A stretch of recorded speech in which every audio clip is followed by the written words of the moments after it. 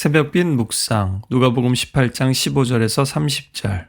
누구든지 자기를 높이는 자는 낮아지고 누구든지 자기를 낮추는 자는 높아지리라. 오늘 예수님은 먼저 자기를 낮추는 자의 예로 어린아이를 드십니다. 1세기 지중해 문화권에서는 어린이가 가장 낮은 사회적 위치를 차지했고 유대 지역도 예외가 아니었습니다. 명예, 권력, 공로를 중시하는 사회에서 가장 힘이 없고 약한 어린이는 차별과 무관심, 심지어 학대의 대상이 되기도 했습니다. 어린아이는 가장 취약하고 부모나 타인에게 의존할 수밖에 없는 존재, 가장 인정받지 못하는 존재였습니다. 지위도 낮고 힘도 없는 어린이는 귀찮은 존재, 걸리적거리는 존재일 뿐이었습니다. 당시에 많은 아이들이 부모의 충분한 돌봄을 받지 못했고 그런 사회 시스템도 구축되지 않았습니다. 그래서 고아인 어린이들은 돌봄의 사각지대에서 죽어가기도 했습니다. 오늘 본문에서 어린아이는 갓난아이 신생아를 가리키는데요. 이런 어린아이의 취약성과 의존성을 더욱 부각시키고 있습니다. 유아 사망률이 높았던 시절이기 때문에 부모들은 유명한 종교 지도자들의 축복을 받기 위해서 자녀들을 데려오곤 했답니다. 그런데 마치 예수님께 나온 세리와 죄인들을 불편하게 여겼던 바리새인들처럼 이번에는 제자들이 어린아이들을 데려온 부모를 향해서 그런 반응을 보입니다. 과도한 것 같지만 당시에는 이상한 일은 아닙니다. 예수님은 귀신을 꾸짖으시고 제자들을 꾸짖으시고 외식하는 자들을 꾸짖으셨는데 제자들은 만만하고 걸리적거리는 이 아이를 데려온 사람들을 꾸짖습니다. 아마도 귀하신 예수님을 하찮은 것들이 귀찮게 한다고 여겼을 겁니다. 예수님의 사역과 프라이버시를 지켜드리려고 한 기특한 생각처럼 보입니다. 제자들이 이들을 말리는데 예수님은 오히려 이 제자들을 말리십니다.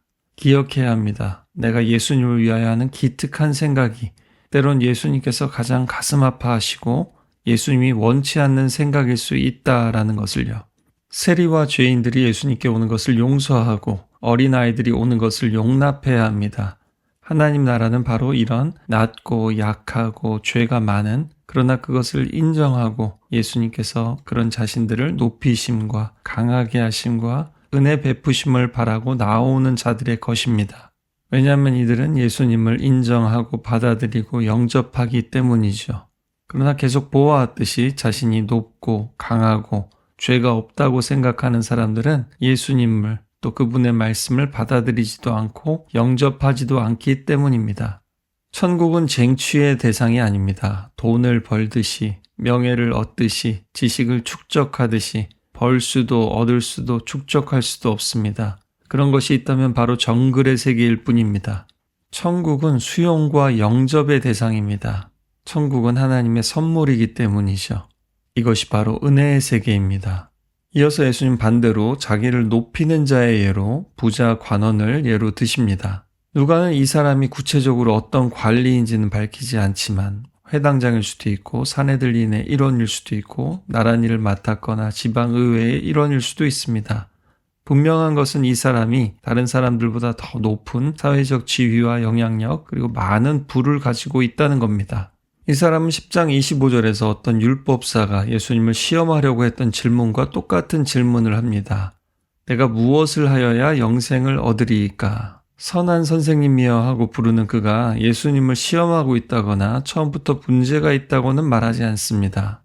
앞서 계속 보았듯이 당시에 부자가 되는 것은 하나님의 물질적 축복이라고 생각했습니다. 자기 자신이 말하듯이 율법을 철저히 준수했으니 자신도 남들도 당연히 그렇게 생각했을 겁니다. 당시에는 사랑받기 위해서 태어난 사람, 부자가 되기 위해서 태어난 사람. 당시에 율법을 잘 지켜서 이렇게 부자가 된 이 사람을 바라보는 모든 사람들은 이 사람이야말로 영생을 얻을 사람이라고 생각했을 겁니다. 그러나 누가복음에서 이 지점까지 부자들은 전부 긍정적으로 묘사된 적이 없습니다. 부자 관원은 처음에 예수님을 맞이할 때 선한 선생님이라고 불렀습니다. 예수님은 왜 나를 선하다고 하느냐? 선한 사람은 하나님 외에는 없다라고 대답하셨습니다. 첫 마디부터 예수님이 딴지를 거시는 것처럼 보입니다. 그러나 예수님은 첫 단추부터 잘 끼우도록 하시는 겁니다. 이 관리의 선에 대한 개념, 그리고 예수님이 누구신가에 대한 개념을 바로 잡으시는 거죠. 선하신 분은 하나님밖에 없다라고 하신 말씀은 예수님을 책 잡으려는 사람들 때문에 하신 말씀일 수도 있지만 내가 지금 나를 선하다고 하는데 정말로 내가 하나님의 아들이란 것을 아느냐는 뜻이 되기도 합니다. 그가 정말 그랬다면 그는 결국 소유를 팔고 나눠주고 예수님을 따랐겠죠. 그의 선의 개념도 율법을 문자 그대로 지키는데 머물러 있다라는 겁니다. 예수님은 영생을 얻기 위한 길로 십계명을 말씀하십니다. 주목할 것은 10가지를 다 나열하시지 않고 선택적으로 몇 가지만 말씀하셨습니다. 특별히 더 깊이 생각하게 만드는 것은 5계명부터 9계명까지만 제시하셨다는 사실입니다. 예수님이 말씀하시지 않은 1계명부터 4계명까지는 하나님을 향한 계명이고 또 마지막에 빠진 10계명은 사람을 향한 계명이지만 마지막 10번째 계명은 근본적입니다. 탐내지 마라, 즉 행위가 아닌 탐욕, 욕망 그 자체에 대한 계명입니다. 왜 이런 식으로 말씀하셨을까요? 이 사람은 하나님을 향한 계명은 잘 지켰을지 모르지만 또 겉으로 보기에는 이웃을 향한 계명까지도 잘 지켰을지 모르지만 사실은 그렇지 않았다는 거죠. 하나님 사랑과 이웃 사랑은 분리할 수 없는 것인데도 뭔가 문제가 있다, 빠진 게 있다라는 겁니다. 그뿐만 아니라 겉으로 십계명을 어기지 않는 것처럼 보이고 잘 지키는 것처럼 보일지라도 10번째 계명처럼 탐하는 문제는 행위에서 끝나지 않는 문제이기 때문입니다. 그럼에도 이 관리는 내가 어려서부터 이것을 다 지켰다고 합니다. 태도의 문제, 마음과 욕망의 문제 없이도 이런 규범은 다 지킬 수 있는 것들입니다. 예수님은 그가 율법을 다 지켰다고 생각하지만 한 가지 부족한 것이 있다고 하십니다. 내게 있는 것을 다 팔아서 가난한 자들에게 나눠주라.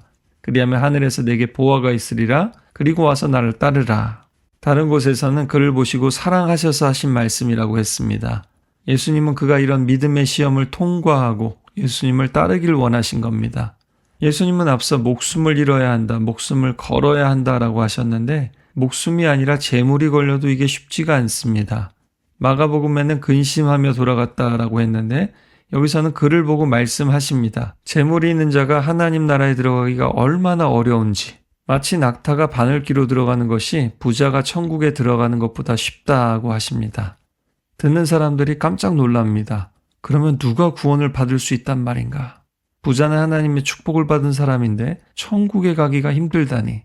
그들의 믿음의 패러다임은 붕괴되어야만 했습니다. 예수님이 교정하십니다. 무릇 사람이 할 수 없는 것을 하나님은 하실 수 있다. 너무나 안타깝게도 오늘날 중산층 기독교, 자본주의 기독교, 기복주의 기독교는 이 말씀을 아전인수격으로 해석하고 이런 예수님의 말씀의 심각성과 긴급성을 희석시킵니다. 우리는 오직 믿음으로 구원받는다. 부자도 천국에 갈 수 있다. 왜냐하면 구원은 하나님께 달렸지 구제와 행위에 달린 것이 아니기 때문입니다. 일면 맞는 것 같습니다. 그러나 잘 생각해 보십시오. 예수님이 진짜 말하고 있는 것을 뒤집고 있습니다. 오늘의 참된 메시지는 이 관리에게 요구되는 믿음은 그가 이제까지 지켜온 율법과 전통이 아니라 그가 모든 소유를 다 팔아서 가난한 사람들에게 나눠줄 때에만 증명되는 믿음입니다. 이 사람에게 예수님은 목숨을 요구하지는 않습니다. 왜냐하면 이 사람이 목숨처럼 여기는 것은 따로 있기 때문이죠. 이것은 사람마다 다 다를 수 있지만 내가 처리해야 하는 것을 예수님께서 말씀하실 때 그것이 바로 내가 목숨처럼 소중히 여기는 것입니다. 베드로에게는 그것이 그물과 가족이었고 유다에게는 돈이었으며 혈루병 여인에게는 절망과 수치, 사람들의 시선이었습니다. 이 관리가 예수님을 따르기 위해서는 선과 구원에 대한 자신의 기준과 생각을 버려야만 했습니다. 어린아이처럼 예수님이 말씀하시는 기준을 받아들여야만 합니다. 이 사람이 영생을 얻기 위해서는 자신이 가진 것을 다 팔아야만 합니다. 그러나 그런 행위가 가능하기 위해서는 더 깊은 문제, 마음속의 욕망, 재물에 대한 탐심이 해결되어야만 하죠. 다른 말로 하면 이 사람이 예수님을 믿는다고 말하든지 믿음의 확신이 진짜로 있는지 없는지보다 더 중요한 것은 자신의 결단과 행동으로 그 믿음을 증명하는 일입니다. 베드로가 또 끼어듭니다. 보십시오. 우리는 우리의 것을 다 버리고 주를 따랐습니다. 예수님이 격려하십니다. 버린다고 버리는 게 아니고 잃는다고 잃는 게 아니다.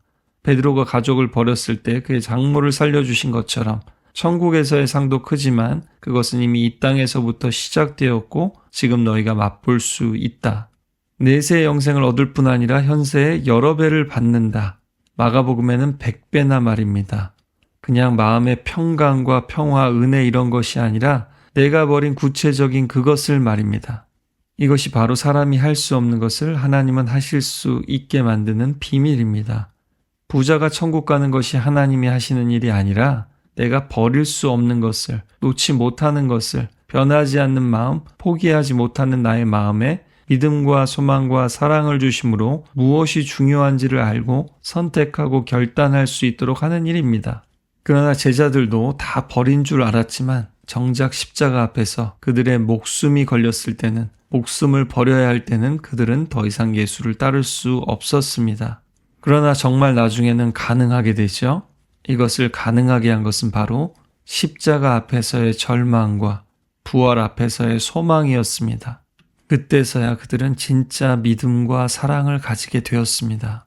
오늘도 이 말씀 앞에서 내가 생각할 때는 부족한 것 투성이임에도 불구하고 예수님께서는 한 가지도 부족함이 없다고 말씀하시는 저와 여러분들이 다 되시길 바랍니다.